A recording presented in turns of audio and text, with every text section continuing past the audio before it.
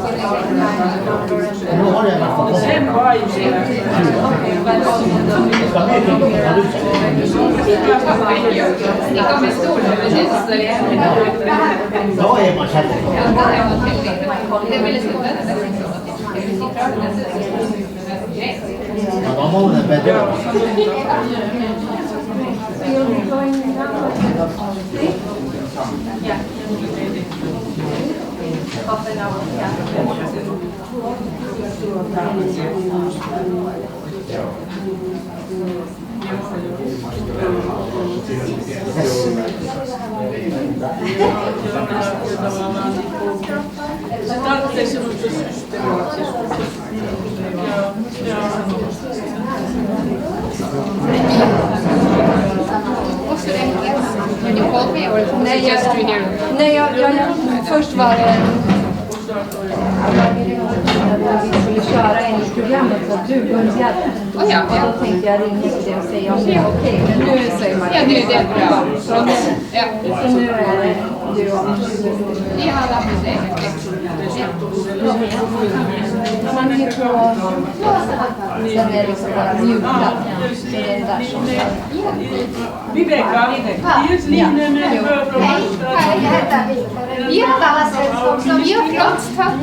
Vad intressant att höra finska. Jag tänkte att för er skull så sa jag just att jag ska låta mina finska kollegor ja, Så ger det vilka som vi inte har.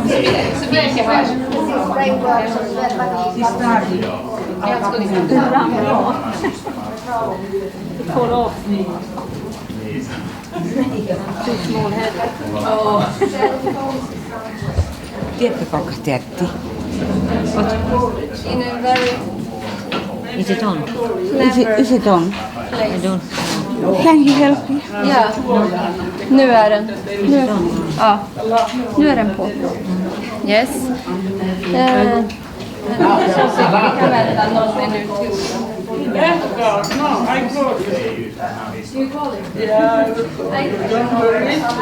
did perhaps. yeah, Yeah, okay, they are here. okay. No.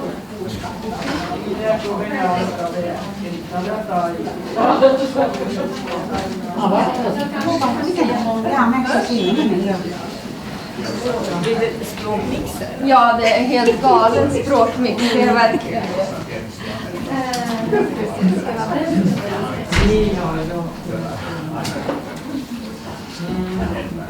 Har du ett program att ha på ett år? Ja, men det är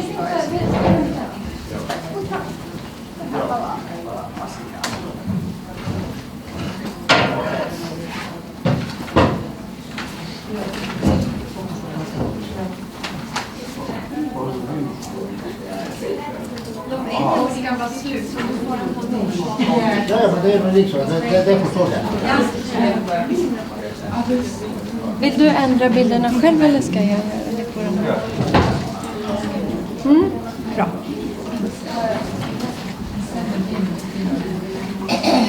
Okay. Welcome back from lunch. I heard that you struggled to get in time. It was a long queue, so I'm pleased and happy that you're all here and back. I just want to say that we arranged this seminar as part of a Nordic project with one aim is to get more research-based knowledge about these issues, and you will now hear some of this research that actually has happened and is ongoing. So the three coming presentations are about different research studies, and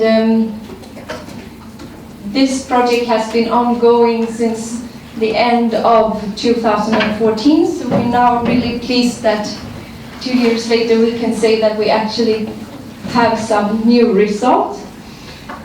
And the newest results and the first one to present is Margareta Ucek's studio study from University of Umeå, and she will talk about her qualitative interviews with Swedish Sami people. Please, Margareta.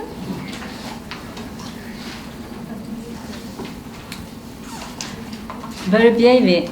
Do you hear me? Yep. My name is Melke Uchek, and I'm mixing languages now. Mon nome è Melke Uchek. Mon è Gichub. Dan dite mon dasni ormine. Mon är brigade med Sarsane upp med en Sami-landska. Må etningela upp med en Sami.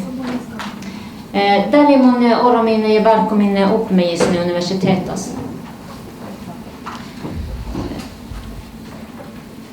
Hello, my name is Margareta Uchek, and I would like to thank you arrangers for inviting me to be here.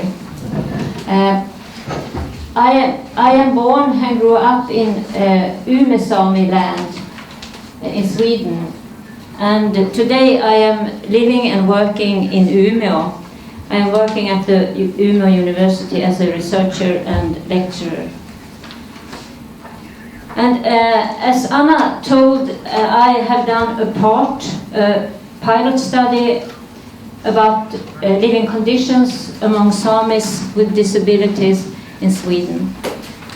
And the three main authorities, institutions who are involved are BUFTIR, I'm not sure of the English translation, Children, Youth and Family Authority, maybe you have a more appropriate one. The Nordic Welfare Center in Stockholm, and the Department of Social Work in Umeå, where I am employed. The background of this study is that knowledge about prevalence of disabilities among Samis were lacking.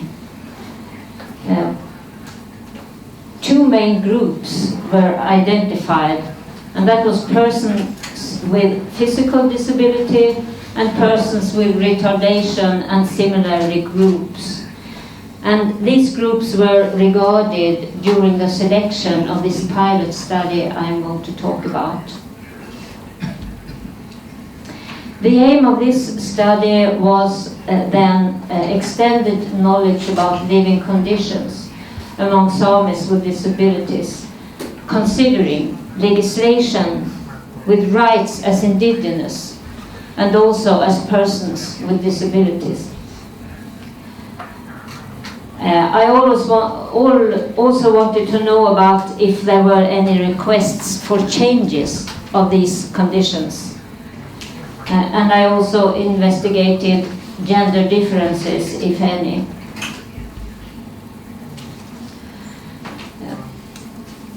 I use a decolonizing theoretical framework, basically, but I also inspired by a Finnish researcher, Mika Nygård, who is working at Åbo University in Vasa, and he has written about the Nordic welfare system.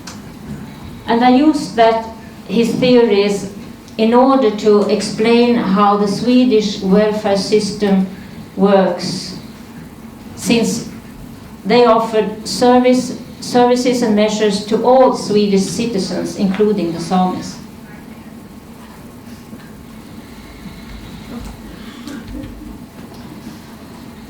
The social insurance system and associated legislation was a part of my theoretical framework, and it includes the Healthcare Act on Support and Service to Certain Disabled, Social Services Act, and the Social Code, Socialförsäkringsbalken in Swedish.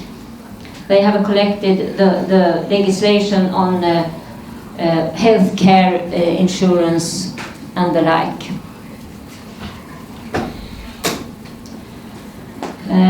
The previous knowledge on this issue is that approximately 15% of all people in the world are living with disabilities.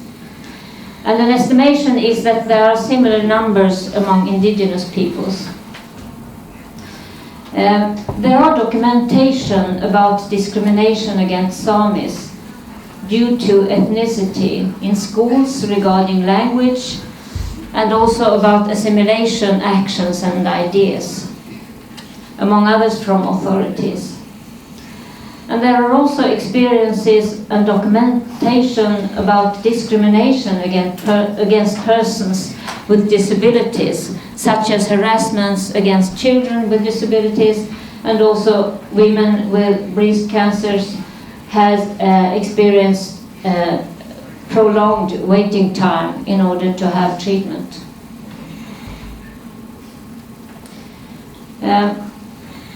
I have also looked at Sami school system. We are investigating also the school situation for Samis with disabilities. And regarding Sami's school system in Sweden, it's important to go back in history, since the school system today are in some ways reflecting consequences from history. In 1632, the first Sami school, Skytteanska skolan, was established in Lycksele. It's Umesami area, not far from where I grew up. And the main aim of this school was to Christianize the Samis. During the 1800s, boarding schools for the children of the reindeer herding Samis were established. And then in the beginning of the 2000s, the school reform about nomad schools, they were called nomad schools at that time, they were based on ideas that Sami children should have a lower degree of education than Swedish children.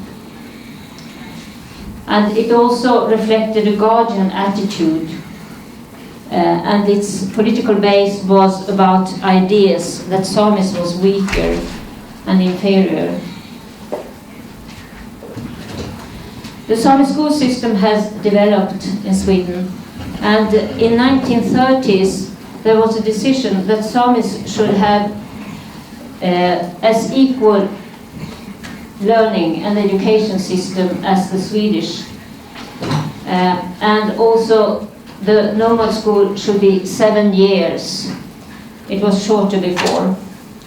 And in 1945, a Sami, Israel Rong, was the head of the normal schools, and he worked hard in order to have the education for Samis as equal as the education for the Swedes. And in 1962, the grundskola, the basic school in Sweden, was established. And at that time, the normal school became equal to the Swedish school regarding level of education. However, Sami language was still forbidden in school, in all schools in Sweden. In 2009, the Language Act was adopted, and that was the first time the Sami language was protected by law in Sweden. And in 2010, we had the law on national minorities and minority languages, which was an extended protection for the Sami language and culture, and especially for children and elderly. The method I used in this study was, I had an indigenous perspective, and a perspective from within, since I am a Sami myself. And I used qualitative semi-structured interviews. I had the same interview guide as in the Norwegian study, but I used it more like a checklist, and I also asked the informants to tell about their everyday life. So I was encouraging the telling and the storytelling, since we have, it's a tradition among our people. And the analysis of the interviews also was as close as possible to the informant's own words. I used qualitative content analysis in its basic manifest form. I interviewed 7 adult Samis, 4 women and 3 men. They were from various parts of Swedish Sápmi. And more than half of the group worked full-time or part-time in traditional work, such as reindeer herding, hunting, fishing, and handicraft.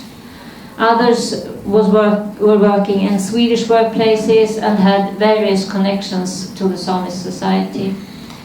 And most of them are members of a Sami village or Sami association, but not the same. I have also regarded indigenous ethics. A reference group with 3 persons from the Sami society participated in order to state the relevance for the Sami society during this, regarding this study. And the study is approved by the Regional Ethical Review Board in Umeå. And the results, most of the results were similar as the Norwegian study, but there were two interesting things that differed from the Norwegian study.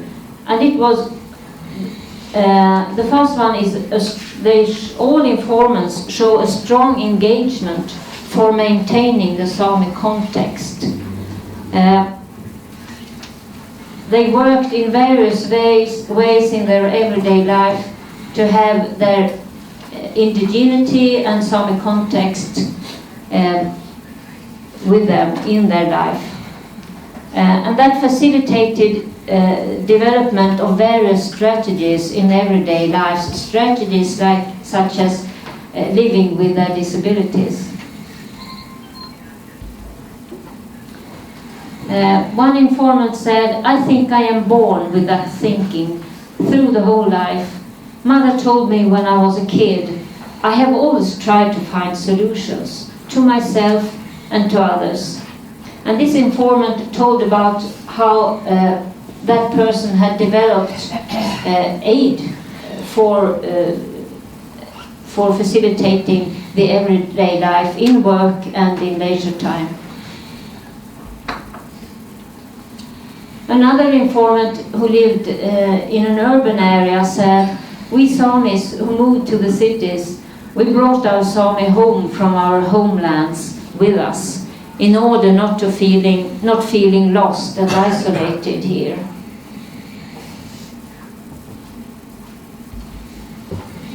And the other thing that differed from the Norwegian study is that all informants talked about the importance of visibilizing the Sami society in the majority society.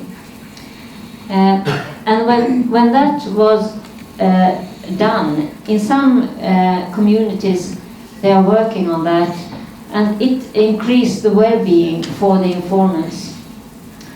It could be, one informant told about how this person went to school and informed the children and teachers in school about Sami life and Sami culture, and that empowered the Sami children who was in those classes, and the others received more information about Samis and Sami life. And they also suggested Sami signs on places, buildings in local communities. And they also said that this would contribute to professionals and decision makers to regard Sami life and Sami rights.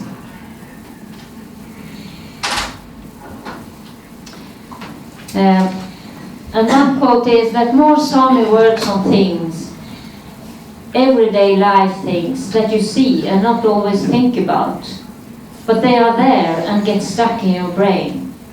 Something like that. It's there more and more. I become glad about it, so that's good. Things that may seem you think that it's natural, but it's not natural for Samis to have that in everyday life, but it's important. Another example is that you should be aware of that you are in a Sami area. If you comes as a doctor, you should know that. For example, in this community, you should have the right to your own language and such. It should be obvious. And names on Sami language and such, I think it's very important. And it's the local community that works on that. We have some communities in Sweden that have special responsibilities to regard Sami rights regarding language and cultures.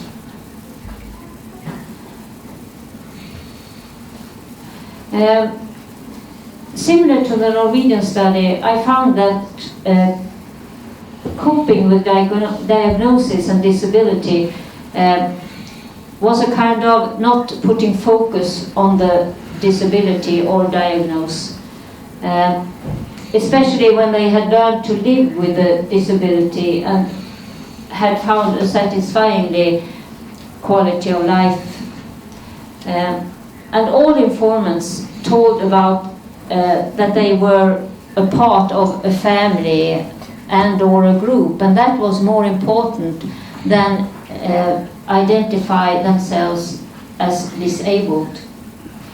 And they also knew that there were others having difficulties or diseases, and that could be a part of life. One informant said, "I am aware of my disability or having a decreased accessibility, but yet it works rather well. There are things making it easier, but you have to figure out what. But there are many in the Sami society who have worked hard, so they are limp and in pain. They are not so fast either. I think it's really great understanding among the Samis." Regarding family and other social relations, these were important, like in the Norwegian study. The most important persons were the wife, it should be an E instead of W there. The wife, husband, children, family, other relatives, closest friends, these were the most important persons. Because with them, the informants shared worldview with knowledge, value, history, culture, language, and traditions. One informant says, "It's the family and the closest friends. They are invaluable. They have been there since before the disability and after. It's real friendship. We help each other. Family has always been important. Like in a reindeer family, you are a team, and that has continued like that. Now after the disability, nobody sees the difficulties, just possibilities in various ways. That's great." Regarding the school situation, the informants told about retrospective pictures since they were adults. The disadvantage of that is that memories may fade. However, an advantage is that time may contribute to other perspective on situations. And also that special situations you always or often remember, especially if there were strong feelings involved.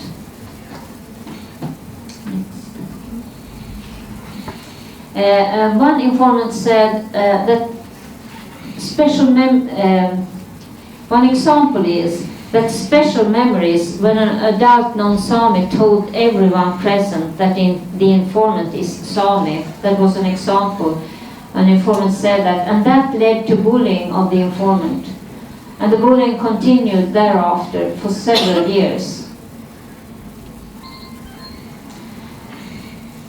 And also what was found was that there was a lack of Sami language in school, also similar to the Norwegian study. Adjustment to both Sami culture and language was missing. And one example was about an informant who was isolated as a child in school. And this informant lost its Sami language. And the informant was not confirmed in its Sami identity, and this had consequences for many years. And regarding work was important for all informants. Work was a tool to maintain their self-independency, and it was also financial support for yourself. And therefore, adjustment to work regarding the disability was a basic strive for all informants. An informant who was offered pension said, "I don't want any pension. I want to try to support myself so that I can pay for the years in institution, so that I will feel free when I become an elder, because then I have worked for my pension myself."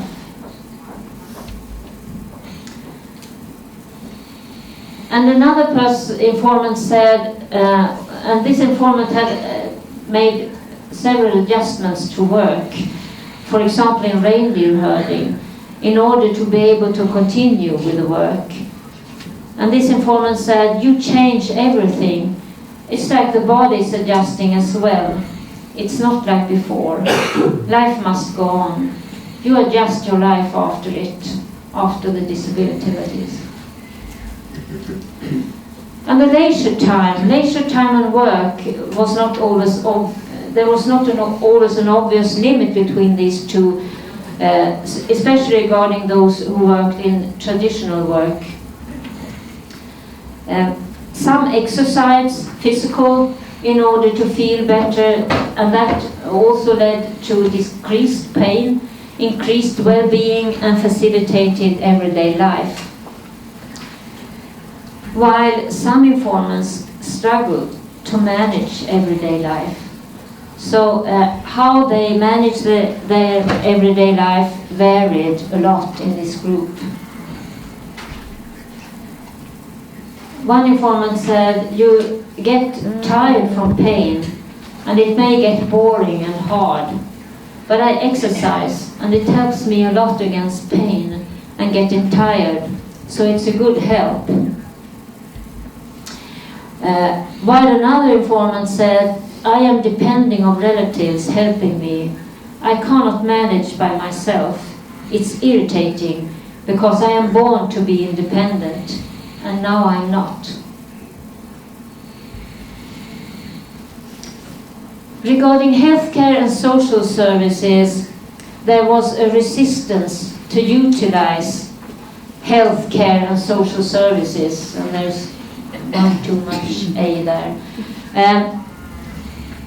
Because they said in these care and services there are a lack of knowledge from within, so they didn't want to utilize it. There was a lack of adjustment to Sami society. And one informant also said that the healthcare service had difficulties to see that everyone is not living like all people. But there were one example of adjustment to Sami society, and also then satisfyingly care. One informant said, "When I did this investigation and the nurse read it to me, I heard that the psychologist who did it with me, she had misunderstood me in a lot of things. And that has probably to do with that she thinks differently."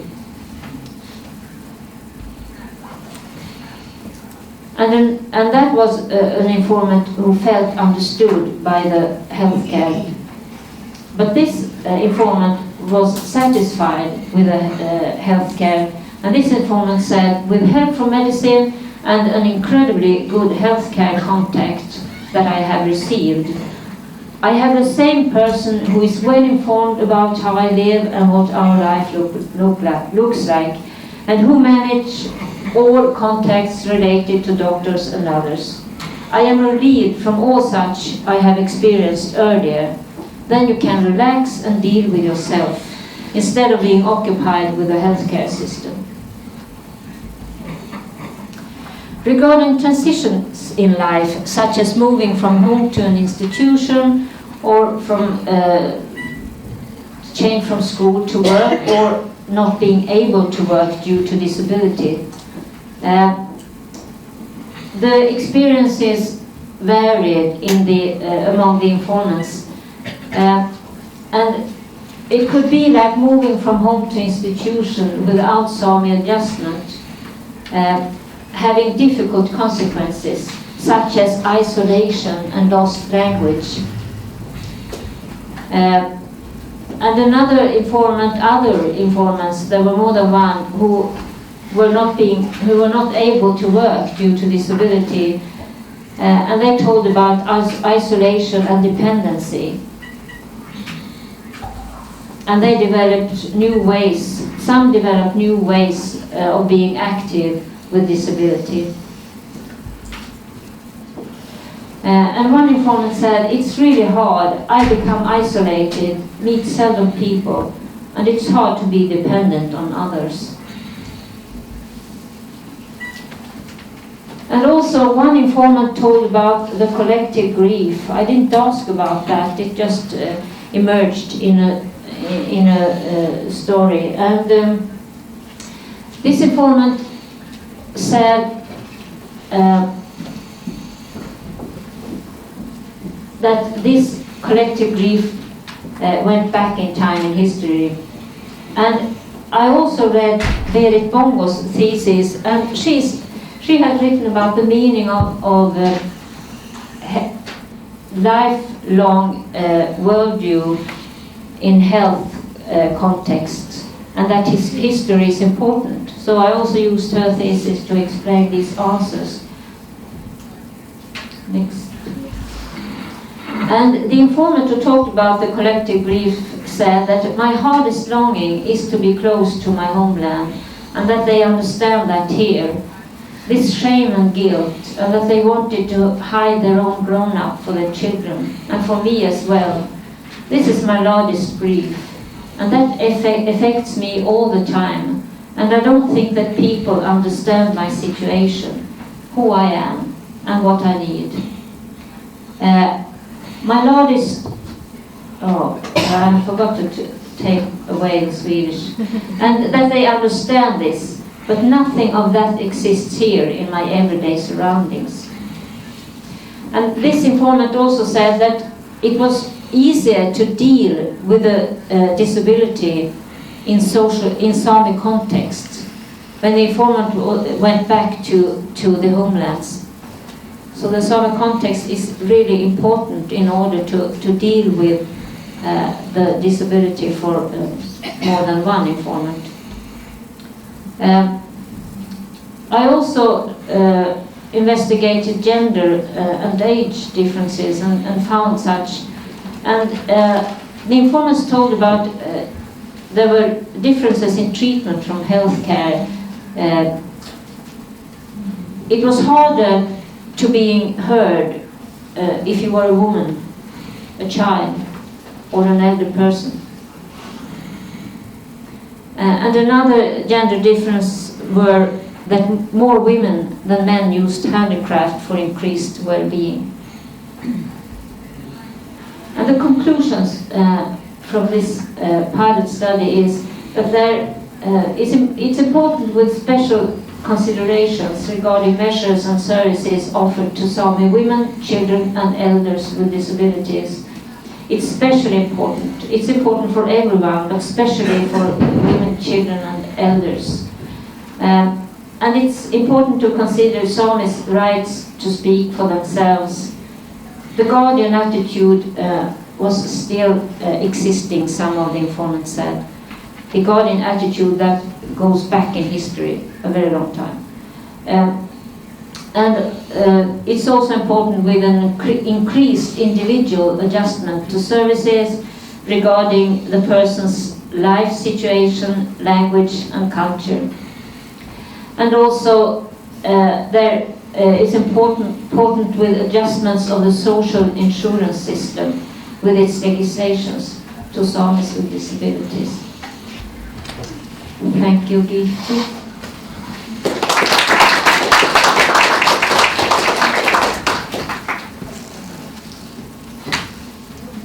Thank you so much, Margareta.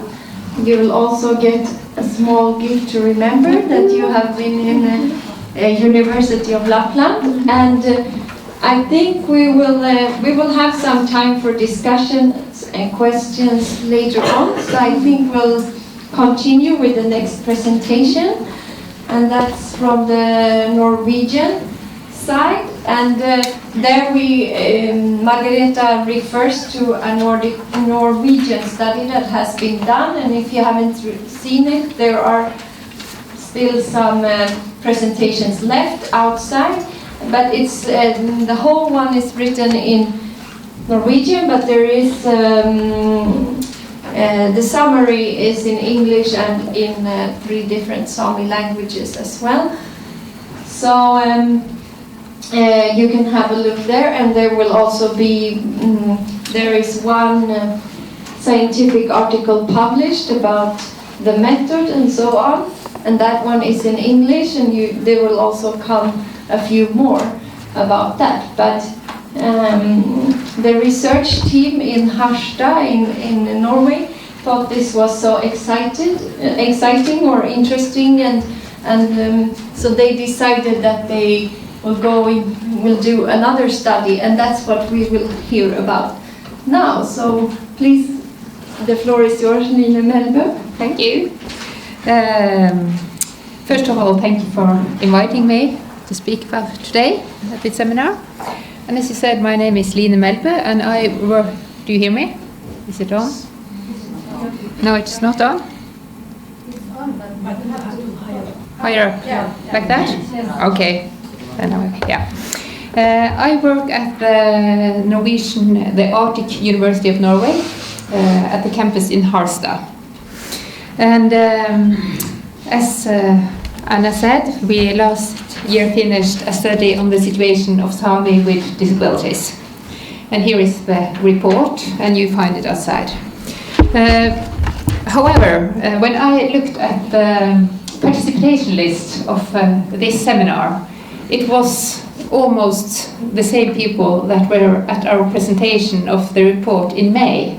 So I think I thought I can't do the same speech, because then you've heard it before. But now I see it's a lot of students and other people, so I could have done some of the same things. But instead, I decided to speak about our new study. So I'm sorry that you can't hear our last findings, because we find them very important, but I won't speak about them today.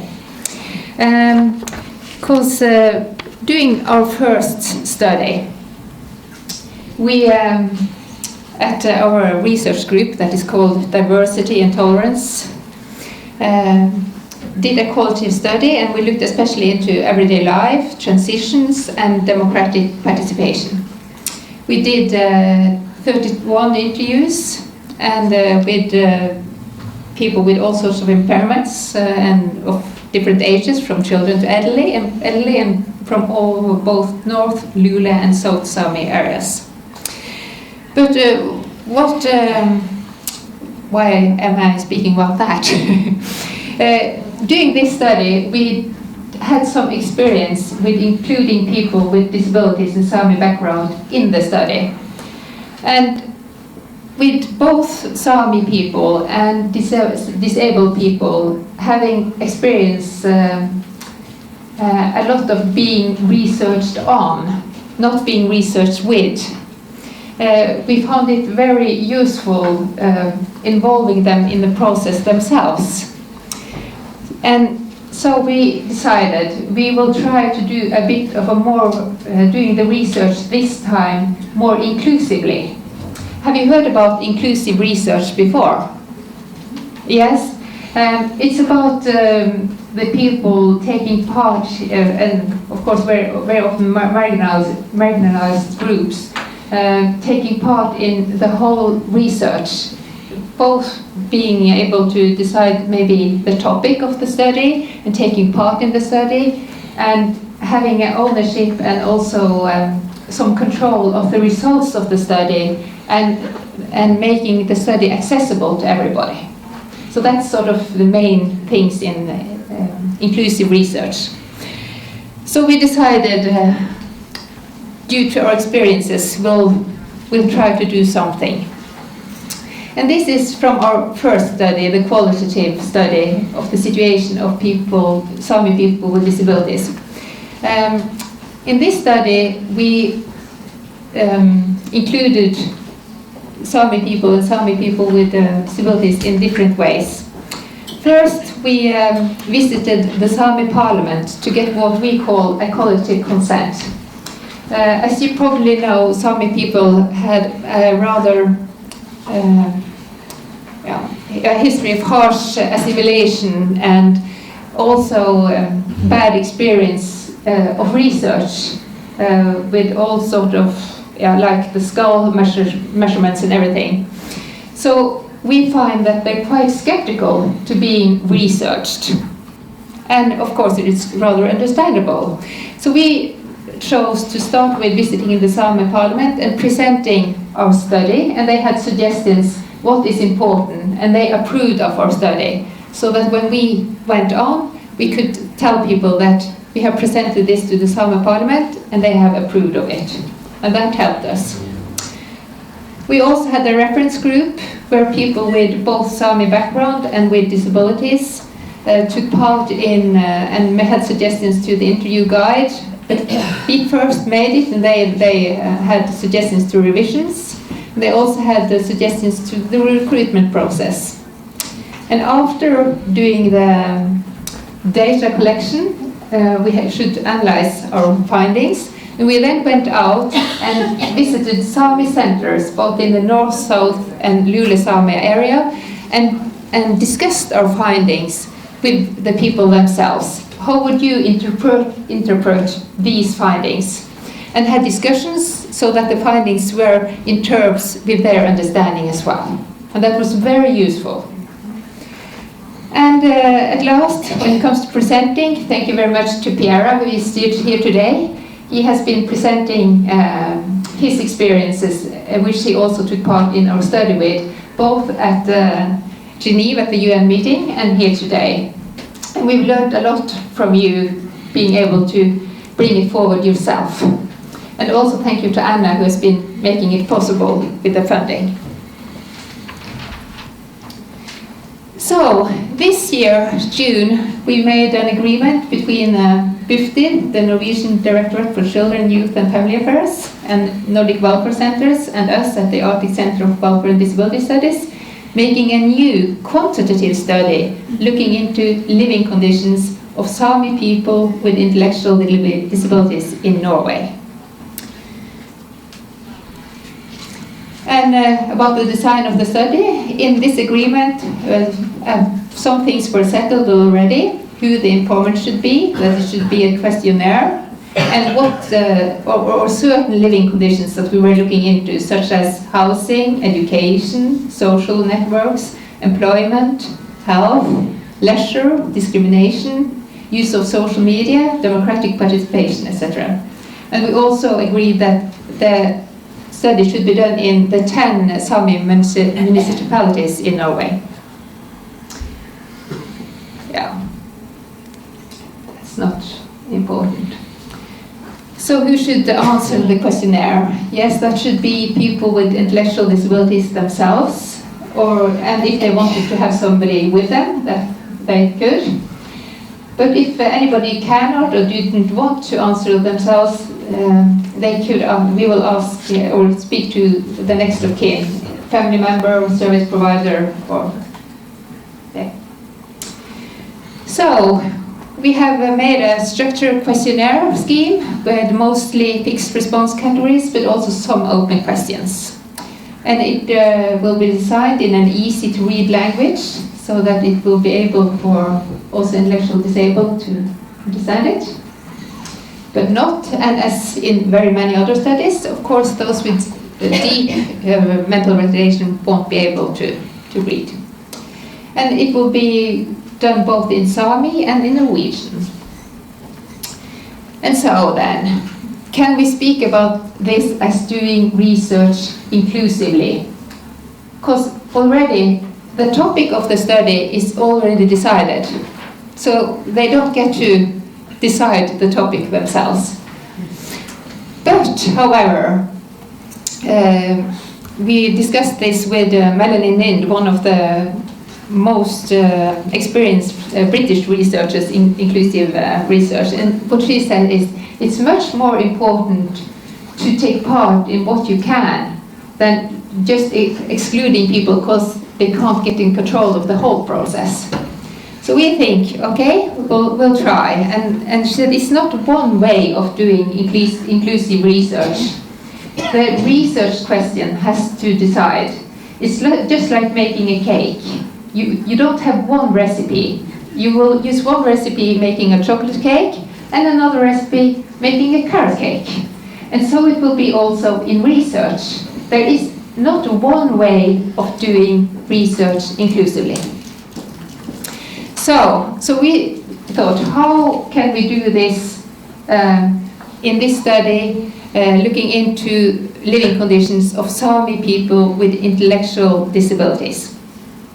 We decided to make a research group with the following participants. It is 2 persons with Sami background, 3 persons with intellectual disabilities, and 4 persons with academic background. And we have had one meeting in September when we started working on the questionnaire, and we worked both in 2 groups and in a plenary session discussing what is important to have a good life, what questions is important to ask, how should we formulate questions, and what should the answer alternatives be. And so we worked in groups to that, and that was very, very interesting. Because, of course, we don't start off blankly. We look at the national and traditional living conditions surveys that have been done before. And in both the discussion with the Sami researchers and the researchers with intellectual disabilities, they came with completely new areas of questions. And they also had suggestions to ask the questions in different ways and to have different answer alternatives. So our survey will look very different due to their suggestions. And I have got some examples. Here are some examples of the Sami participants' suggestions. When it comes to what is important in life, to have a good life, they wanted the questionnaire to have questions about the importance of Sami culture, of language, of clothing, of food, of duty, and also whether they had the chance to live in accordance with their culture. So that was one thing they wanted into the questionnaire. They also found it very important to ask about whether they had a chance to learn Sami, and if so, where? And also, did they have the chance to learn Sami way of living, not only the language? Also, if anybody else in the family spoke Sami and who, and also about bullying, which were an important theme in our first study, as almost, it was 40% of our informants were speaking about being bullied. And here they wanted us to ask whether bullying were connected, especially to their Sami background. And also they were very much interested in the use of traditional Sami medicine, if ill, if we were to ask about that one. So as you can see, all these things are questions that aren't in a traditional survey looking into living conditions. And our examples, and all these things we now have tried to work into the survey.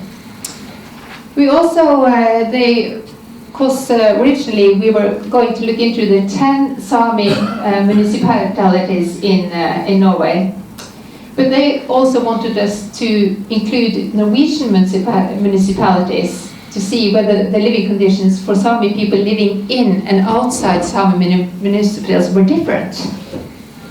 So that was a very good suggestion. And also, as I said, how to formulate both questions and answers. They had a lot of suggestions. And so to the participants with intellectual disabilities, because they had a lot of suggestions as well. What is important to ask about when it comes to what is important to have a good life? And one of the first topic they argued for is how are you met by your support service people? Because that are you met with respect? How do they communicate? So that they thought was really, really important. And that is also a question not usually in this sort of survey. Next thing, it was self-determination. That was very important, they thought. Do you get to decide yourself what to eat, where to live, when to go to bed, when to having visitors? Is it you or the support workers who decide when your visitors have to leave? So there was a lot of suggestions when it comes to self-determination. Also when it comes to how is the contact with your neighbors, how being met by your neighbors, because they've had a lot of experiences with having met negative attitudes from your neighbors. So are they greeting you in a nicely way, or are they excluding you, and is it trouble with your neighbors? So that was a thing that also isn't in the traditional surveys on living conditions. Another thing that they found very important is to look into transport, as they found transport an important barrier in everyday life when it comes to participating in all sides of life. Transport was very difficult. So we had to ask about that. And also, they were very much into do you have a discussion partner when needed? For example, when not pleased with the services, and they have been sent out the questionnaire to all the participants, and we're going to work on and finish it to, probably so it should be in terms with what everybody have found important. And we will work on and with that, and also work on with the recruitment plan and dividing the tasks. We also, in 2 weeks' time, will visit the Sami Parliament again to get the collective consent also to this study. And then we're going to carry on with the study, and we're going to carry it out from January. We are starting the data collection. And the plan is that our participants should take part also in these parts: the data collection, the interpretation and discussion of findings, and the presentation of findings. But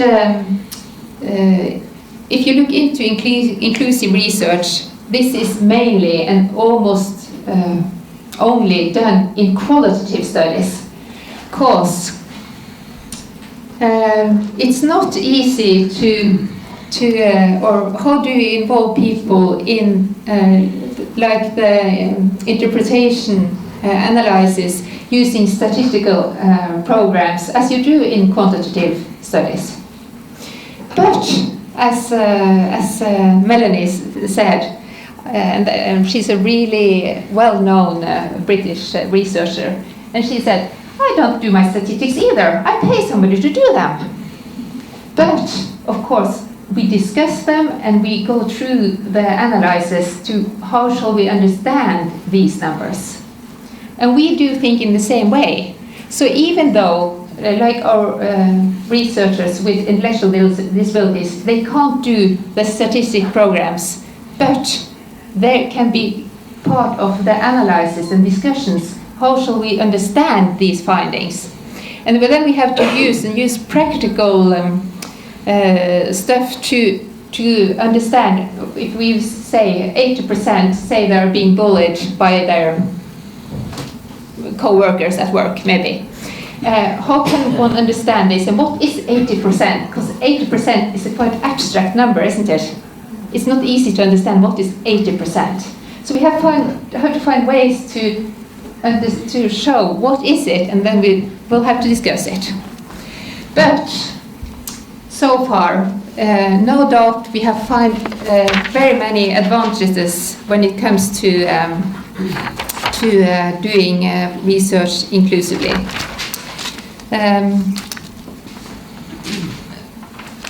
We might speak about empowerment. No doubt taking part in the project as researchers and not only as informants is something completely else. And these researchers are provided research skills and experience of speaking out by themselves, And they also experience positive social roles and a positive social image that they wouldn't have elsewhere. So I think it's important to themselves, and they express that they're very pleased to be part of the research group.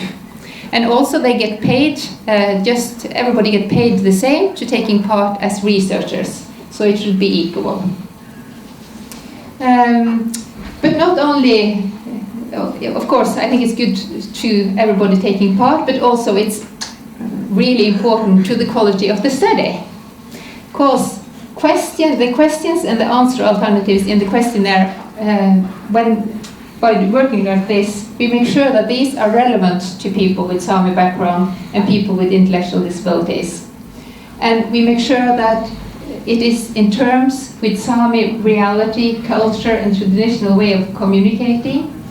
And we are making sure that it is accessible to persons also with intellectual disabilities. So we see already that it has been a great advantage to the study involving them in the process.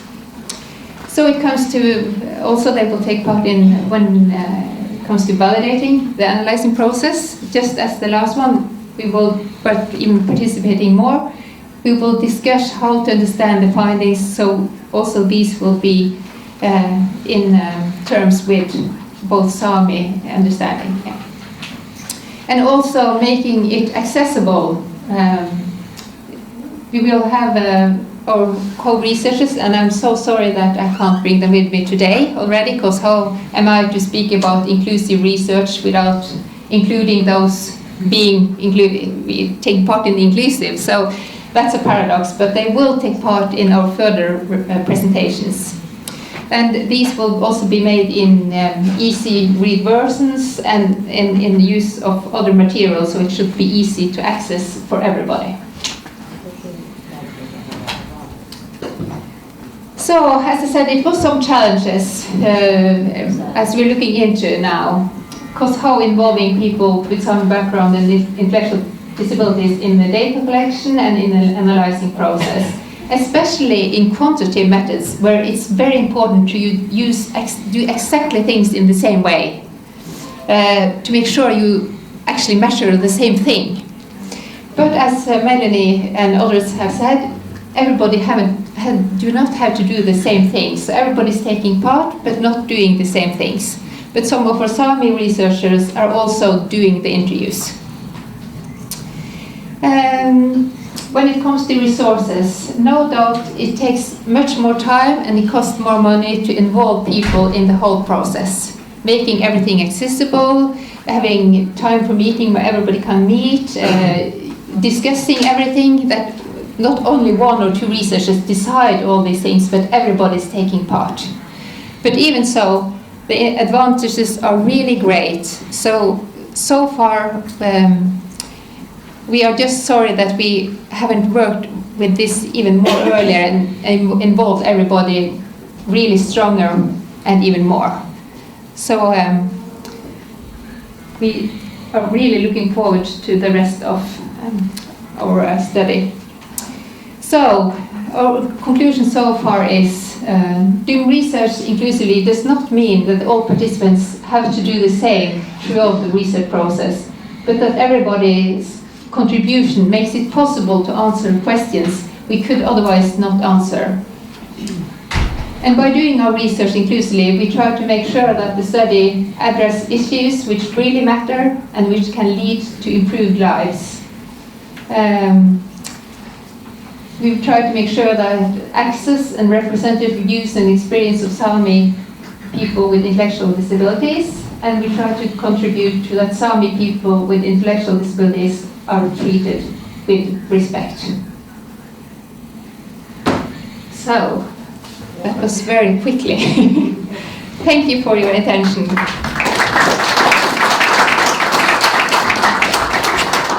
Thank you so much, Lina. And I think we see that there are different ways of including, and I think also the other researchers get some ideas on what is most important in Sami aspects, and so for not only for people with intellectual disabilities, but with all different types of disabilities. So now I think it's time for everyone to stretch up your arms. And if you want to, you can also stand for 1 minute while we invite the University of Lapland and the researchers Lydia Heikkilä, Liisa Hokkanen and Elsa Lahti-Hedemäki to do their presentation. And also, I thought you have to stretch once more, I think, your arms, because otherwise you won't manage for another hour. Okay. Should I do it? Yeah, sure. Kuuluu. Joo. Me voidaan varmaan aloittaa. Joo, Päivi, puohkaitte, hyvää päivää kaikille. Minä olen Elsa Lahti-Hedemäki, SARA-hankkeen tutkija. Ja SARA-hanke on mukana tässä saamelaisten vammaisten asemaa koskevassa tutkimuksessa. Ja tässä on pohjatietona, nyt jota kuultiin, niin tämmöinen Buffderin raportti, jonka jälkeen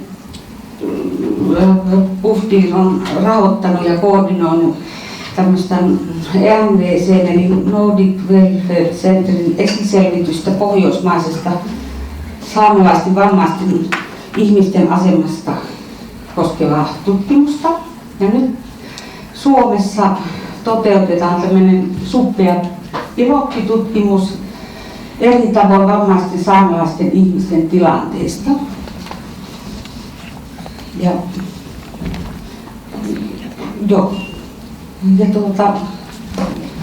siinä on Eli tässä on muutama luku saamelaisista, josta jo kuultiin tuossa aamupäivällä. Eli Suomessa on noin 10 000 saamelaista ja pääosa asuu tuolla saamelaisten nykyään jo enemmän on saamelaisia ulkopuolella saamelaisten kotiseutualueen, joka on Suomen pohjoisimmat kunnat. Eli 35% saamelaisista asuu saamelaisalueella ja 65% sen ulkopuolella Helsingissä, Rovaniemellä, Oulussa, Tampereella, Jyväskylässä. Ja tästä 10 000 noin 1/4 puhuu äidinkielenään saamen kieltä. Sitten minä kerron tästä lainsäädännöllisestä taustatiedoista. Eli saamelaisilla on perustuslaillinen asema ja oikeus kielensä ja kulttuurissa ylläpitämiseen ja kulttuurinen itsehallinto. Saamen kielilain mukaan saamelaisilla on kotiseutualueella oikeus saada palveluja äidinkielellä.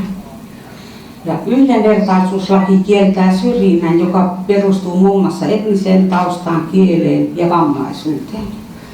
Suomi ratifioi 2016 YK:n vammaisten oikeuksien sopimuksen ja sen mukaisesti valtion tulee taata kaikkien ihmisoikeuksien ja perusvapauksien kuuluminen myös vammaisille henkilöille ja mahdollisuus nauttia näistä oikeuksista ja vapauksista täysimääräisesti ilman syrjintää. Ja nyt kuultiinkin aamulla, että Suomessa on nyt menossa tämmöinen laaja-alainen sote-ala organisaatiouudistus. Ja siihen liittyen tarvitaan tietoa vähemmistöryhmien ja kansojen ja hyvinvointipalvelujen näiden kansojen hyvinvointipalvelujen tilanteesta ja tarpeesta.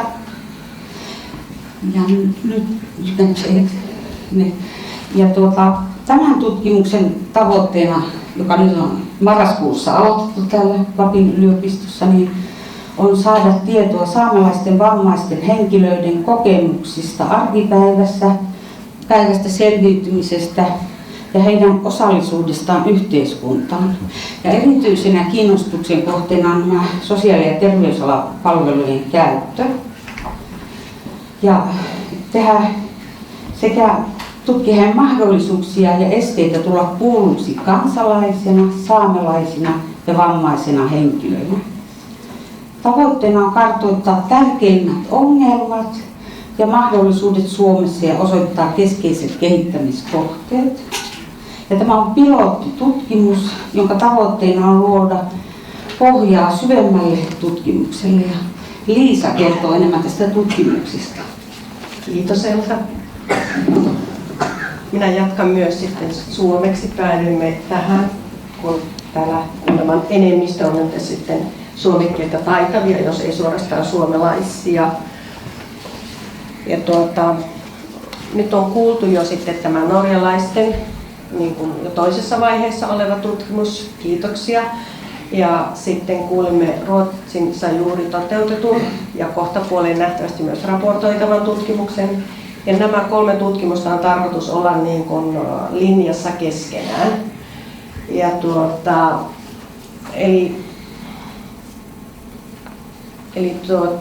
me aiotaan tehdä niin, että me hyödynnetään se, niin kuin näiden edellisten tutkimusten asetelmaa, mutta totta kai sovelletaan sitä Suomeen, että se ei ihan yksi yhteen lähde sovellettavissa.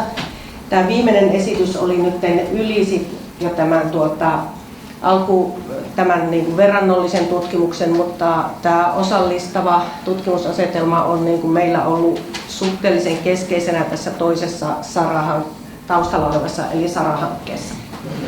Mutta me tullaan joka tapauksessa tekemään näitä meidän haastatteluja niin toisaalta niin suomen kielellä, ja silloin niiden tekijänä olen minä.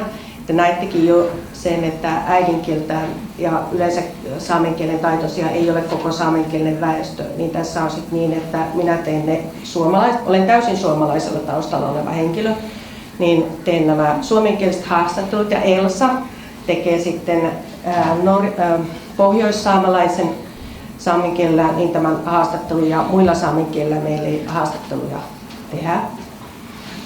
Ja sitten me pyritään siihen samalla tavalla kuin Margareta omassa tutkimuksessa, että ei olisi niin kuin ainoastaan yhdenlaiselta taustalta tulevia saamelaisia, joilla olisi vammaisuutta, vaan että on mahdollisimman monen tyyppistä vammaisuutta, mahdollisimman monenlaisista kieliryhmistä, sukupuolet, ikäryhmät ja asuinpaikat.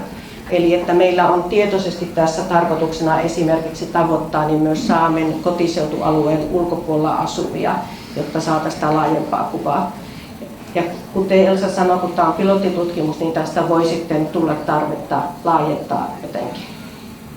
Ja me ollaan kuultu jo meidän norjalaisilta ja ruotsalaisilta kumppaneilta, että tämä rekrytointi on suhteellisen haasteellista, ja tuossa ruokatunnilla myös saamelaiset asiantuntijat minulle tästä muistuttivat, ja me on otettu tämä tosissaan. Me yritetään kaikissa mahdollisissa paikoissa aina tuoda esiin sitä, että jos joku tuntee tämmöisen henkilön, joka voisi niin kuin olla kiinnostunut, niin voi ottaa yhteyttä meihin, eli Elsaan tai minuun.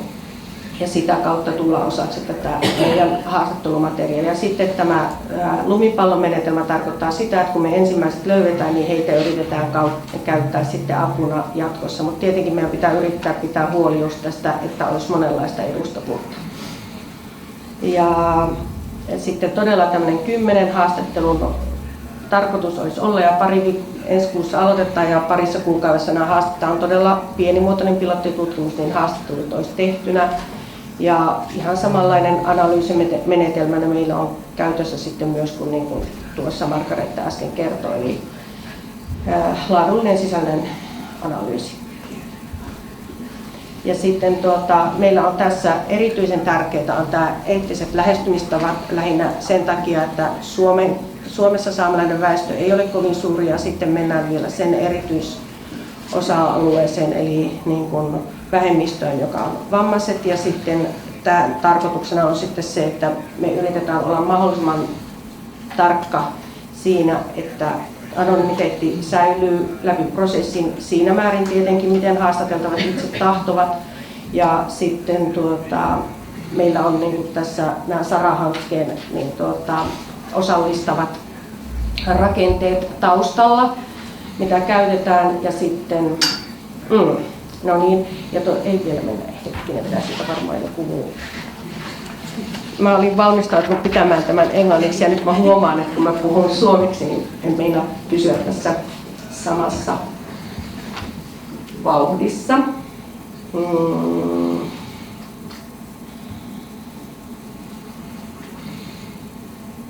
Eli me tullaan noudattamaan, mä menin tuosta ohi liian nopeasti, että siis tietenkin niin tämä tarkoittaa, että näitä tutkimuksen eettisiä sääntöjä on nyt meillä tässä mukana ja huomioitavissa hivenen enemmän kuin ehkä keskiarvoisesti siinä mielessä, että toisaalta on kysymys sosiaalitieteellisestä, toisaalta alkuperäiskansan oikeuksiin liittyvästä ja sitten vammaisten oikeuksiin ja kaikkien näihin liittyvät eettiset ohjeistot ja sitten erityisen keskeistä tässä on tämä kulttuurinen kunnioittaminen. Ja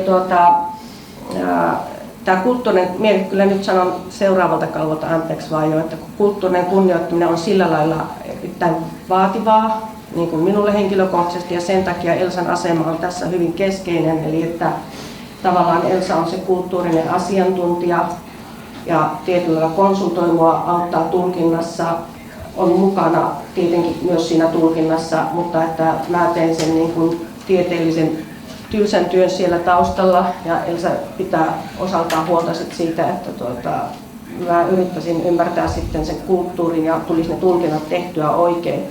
Lisäksi meillä on unelmissa vielä semmoinen, että me osattaisiin siinä itse haastattelumenetelmässä tuoda jotenkin tämä saamelainen lähestymistapa asioihin niin huomioon, mitä vähän tuossa äskeisessä esityksessä jo tulikin norjalaisilta, että samanlaiset asiat meillä on ollut mielessä.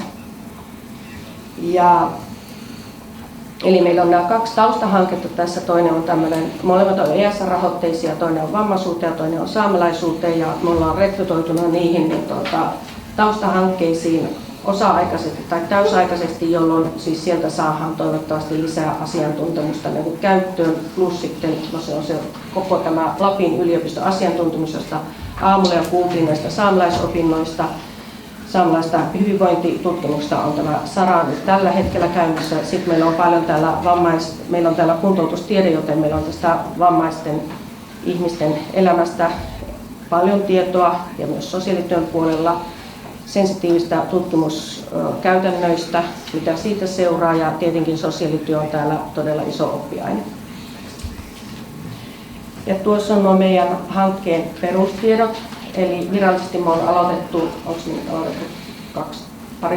vajaa 2 viikkoa sitten. Se on milloin me ollaan virallisesti aloitettu, mutta oikeasti me aloitettiin sieltä Harstaan konferenssin jälkeen paluumatkalla tämän tutkimuksen niin kuin tekeminen ja rekrytoiminen myös näiden haastateltavien. Ja meidän tutkimustulokset pitäisi olla valmiina, pitää olla valmiina, lienee oikea ilmaisu, niin syksyllä seuraavassa seminaarissa ja sitten muutama SARA-hankkeen tiimoilta raportoidaan ja sitten jossakin tieteellisessä lehdessä olisi tarkoitus saada myös julkaistua. Ja täältä nyt, niin kuin Elsa esittelikin itsensä ja minä taisin unohtaa tämän pikkuseikan, niin mä oon Liisa Hokkanen ja sitten olen yliopiston lehtorina täällä ja mä oon sosiaalityöstä väitellyt ja sitten nyt ylös. No nyt puhut itse.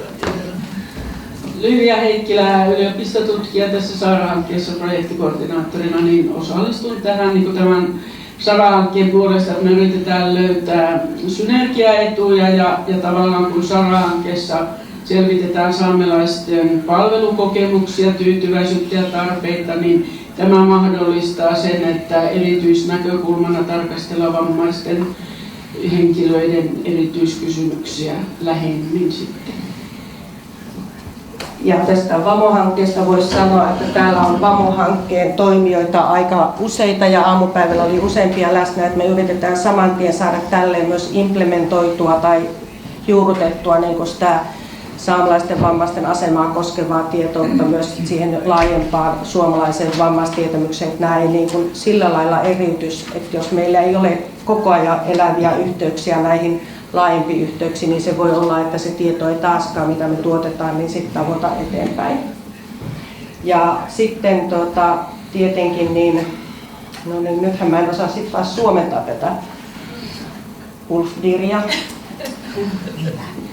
No, Anna, sorry, I can't translate Ulfdir in Finnish. Tämä on niin joku hallitus, kun meillä oli ennen sosiaalihallitus, niin tämä niin kuin moniportainen keskushallintojärjestelmä, nyt nykyisin yhdistetty ministeriöön, niin tämä on siis lapsiasiain ja nuorten ja perheasiain keskushallitus, niin kuin Norjan valtiotasolla, vai kuinka? Käänsinkö oikein? No, eipä se täällä. Selitinkö oikein? Maybe you want to add.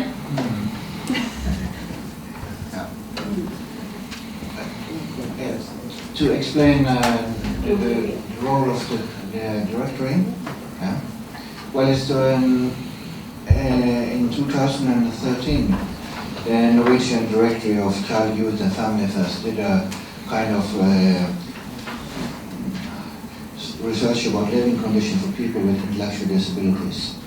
And then we discovered that there was almost no knowledge about people with intellectual disabilities with Samic background. So then we thought that was a good reason to start some research in this field, and we encouraged the Nordic Welfare Center to coordinate a project about this, which this is more or less a part of.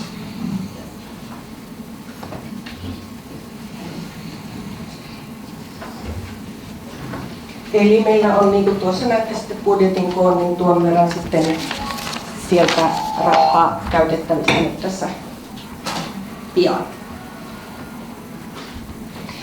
Ja sitten me äsken, siis suuri kiitos äskeisille puhujille, koska me saatiin paljon jo näitä meidän kaipaamia vihjeitä ja ohjeita, tai niin mä tulkitsen aina kun muut tutkijat saa tutkimustulosta, niistä saa ohjeita ja vihjeitä. Ja lisäksi kiitos kaikille läsnä oleville saamelaisille, jotka ovat käyneet edes hetken jotain minulle kertomassa. Se auttaa aina ottamaan jotain asioita huomioon ja edelleen ovat kaikki niin vinkit meille erittäin tervetulleita. Se on aina etunimi, sukunimi ja sitten tuo ulaplan.fi sinne miukumaukun jälkeen ja sinne saa tulla vinkkejä. Ja jos haluatte jotenkin opastaa meitä, tai jos teillä on vaikka mielessä joku, joka olisi halukas tulla haastateltavaksi. Kiitos.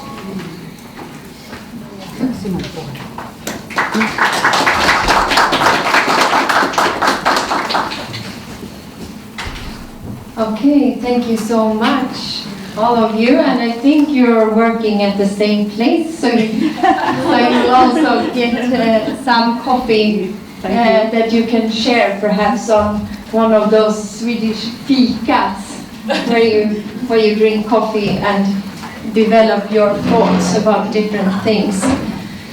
Okay, perhaps I shouldn't push time too much. We should also say that if you have some questions to the 3 research presentations, we can have 1 or 2 now and we can come back to them later on. Lydia perhaps can run with microphone if someone has. Yeah, and I submit. We have another. Do we have any? I had a question to Line, but she went away. I wanted to know how inclusive. Line! I have a question to you. I know it, we always have to do that in a way. I was very interested about your methods that you use now in your new study. Yeah. So could you tell how inclusive methods, the way you adapt it, differs from participatory methods in indigenous studies, what we sort of more or less try to follow? So are you sort of familiar with this one and how, if there's any difference in the approach? Participatory research, it could be the same, but it doesn't have to be the same. Because you can speak of participatory research only participants almost only as informants. So the degree of participation should be bigger in inclusive research, and you should have a more they want you to be involved in the whole process and also have a sort of ownership. But of course, it depends on how you also define participatory research, because that is done differently in different traditions. And but if you go to the disability studies, they will say that it goes sort of further on, and it makes some other obligations to do research inclusively than the traditional participatory research that do not have to be that inclusive, but it could be, depending on how you're doing it. And of course, also I didn't say, because also in our research group we have researchers with Sami background, but even though we find it very useful to have Sami people taking part as researchers, not having the academic background, because you do have an understanding, not being an academic. So it's sort of a point that you shouldn't you shouldn't have the same background. Yes, I agree, but I was talking about the indigenous, participatory indigenous methods, and in this case you could say participatory Sami research methods actually, what you are doing, but if you use the word Sami research methods, it's a bit different than to have it in like validated as a mainstream academic inclusive method. So this is what I'm looking for. Yeah. So but we're trying. It's trying to do both inclusive in how to do both intellectual disability and Sami, and as people with intellectual disability have maybe the biggest trouble to make take control of the whole research process and do both the funding, to get everything. So they much more depend on somebody to work together with them, and that's the background of the involvement in. Okay, another question? Do you want me to ask another question? No, not you.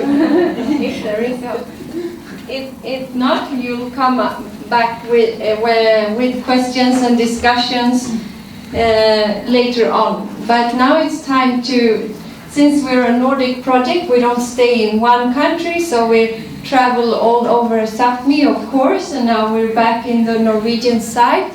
And Gry Bogetun is the next presenter, and she works at the Fylkesman, or County Governor of Finnmark, and you'll present yourself further.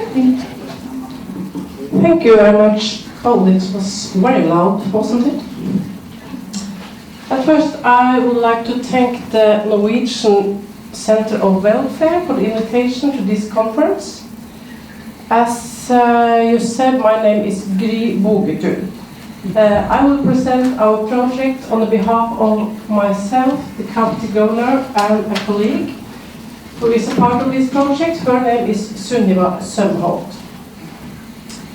I don't know if you know the county governor as well as I do. You probably not, but I will tell you a little bit about it anyway. The county governor is part of the state government in Norway. The Norwegian equivalent to the Swedish and Finnish länshövding and the Danish amtman, the district governor. An important task to the country governor is to supervise the legal safeguards of citizens' rights. This includes supervising whether the legal right of user participation or user involvement is fulfilled. For all citizens in our county, also the Sami patient, the Sami user.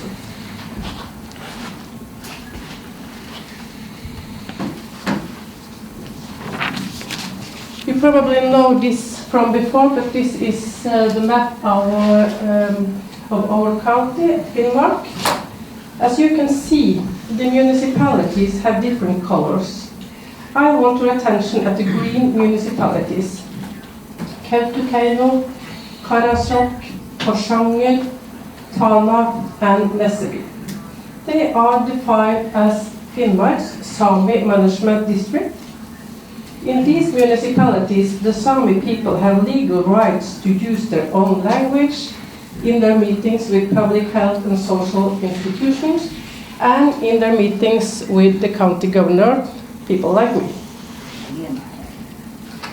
The administrative area for Sami language also includes the municipalities of Kåfjord and Lavangen in Troms County, and Tysfjord municipality in Nordland County, and Snåsa and Røyrvik municipalities in Nord-Trøndelag County. I think many of you know this from before. Numbers from the 1st of January 2015 show a register of 253 persons over the age of 16 with intellectual disabilities in Finnmark. 65 of these persons live in the Sami administrative districts. These numbers are based on data reported from the municipal level to form the basis of economic transfers from national government to the municipalities.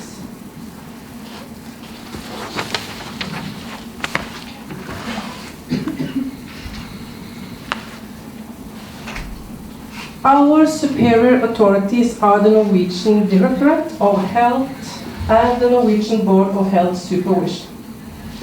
The Norwegian Board of Health Supervision is currently working on a large and important project relating to user involvement. Our project, as I'm presenting today, stems from the Board of Health Supervision's ongoing work to safeguard the right of user involvement. During our supervisions in 2016, we already have and we will ask users of health and care services how they perceive the services they receive. The feedback we get will form the basis of better risk assessment and prioritizing in our ongoing supervisions. The execution of these supervisions will also function as a signal to the service providers, the municipal administration, that they are expected to focus on user involvement in their work. We have completed 3 supervisions in 2016. In 2 of 3 supervisions, we found that user participation was not in accordance with their legal rights of user participation. These supervisions didn't include Sami patients and users.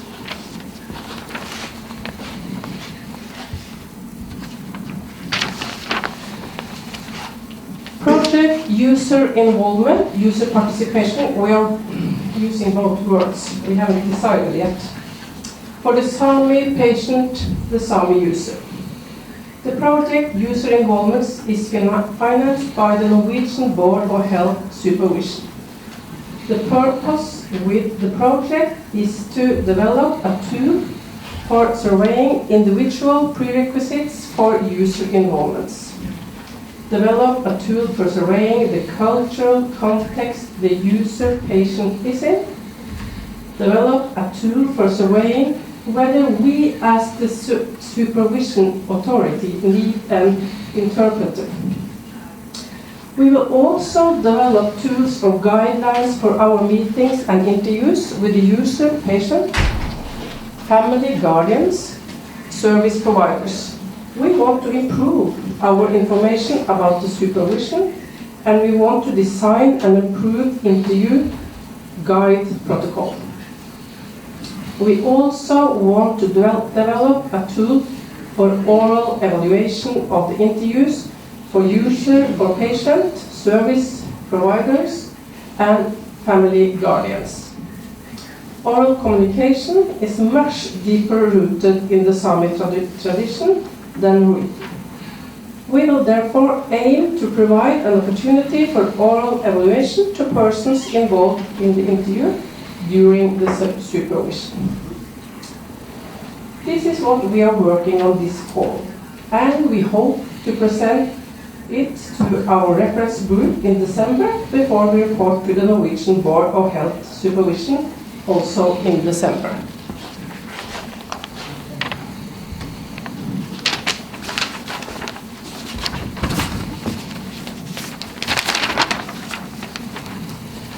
Why this project?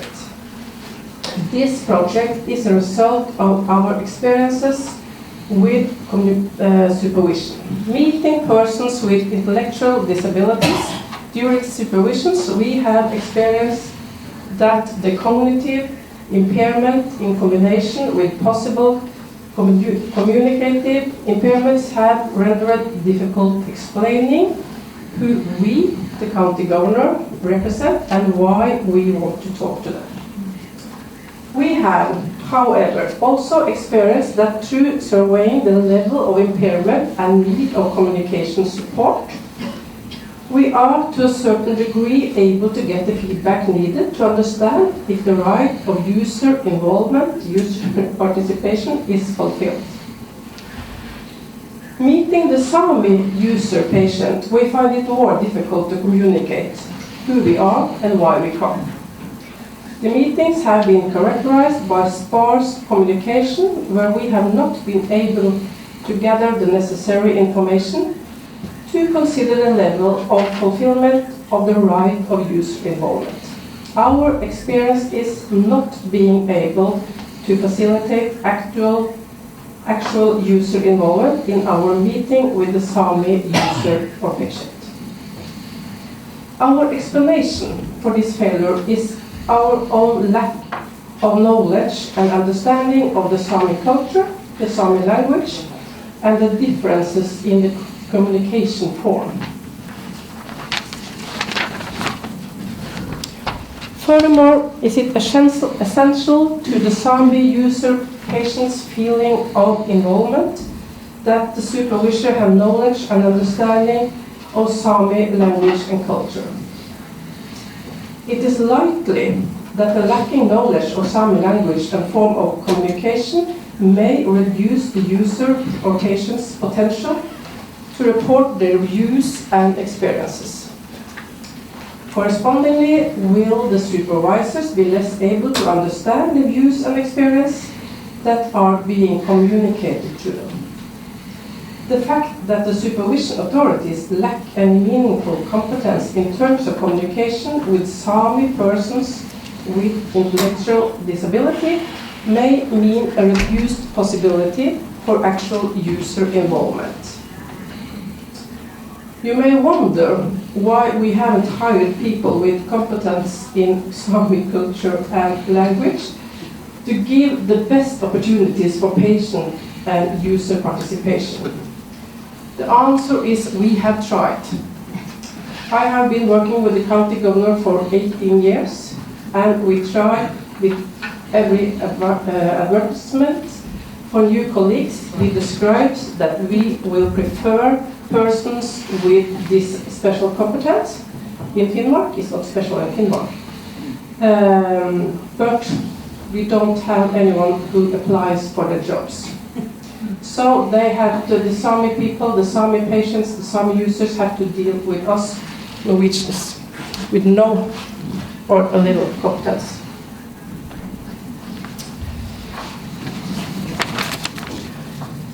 This is our schedule for 2017-2018.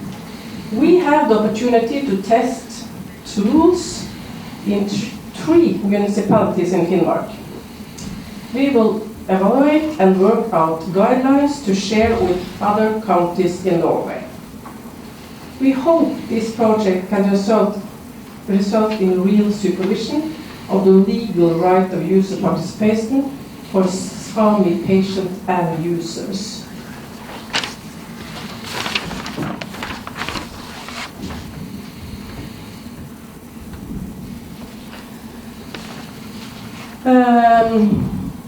This is, in the last picture, I will present to you the steering committee, our leaders, and our reference group. I don't think Anna Dahlberg needs further presentation. She's an important person for this conference, and she's important for our project. We also have Marit Laila Logge. As you can see, a special advisor on Sami issues are in section of habilitation in the hospitals in Finnmark. She is the only advisor for Sami issues in all habilitation services in Norway. That is so, despite the fact that we have 4 counties with municipalities defined as management districts of Sami language and culture.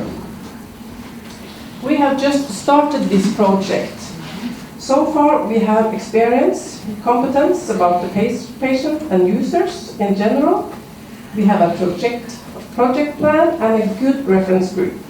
We might be back presenting results sometimes later. Then I just want to say thank you.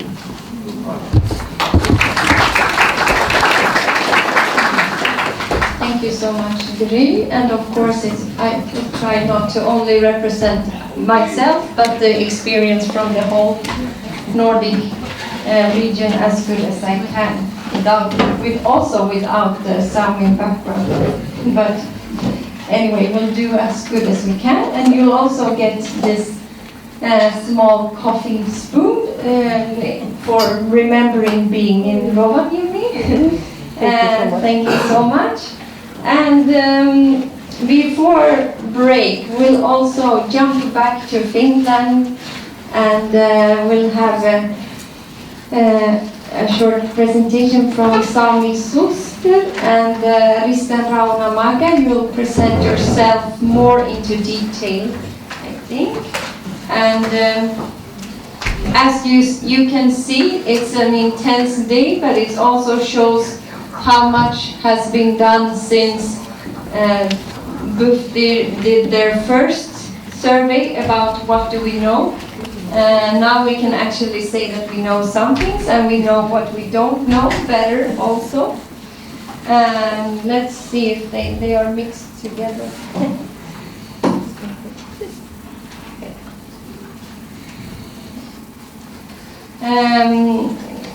But you will see that we are more aware of what we don't know, I think also. And now, Rista Rauna, you'll present yourself. You're most welcome. You also, I'll put on your presentation also.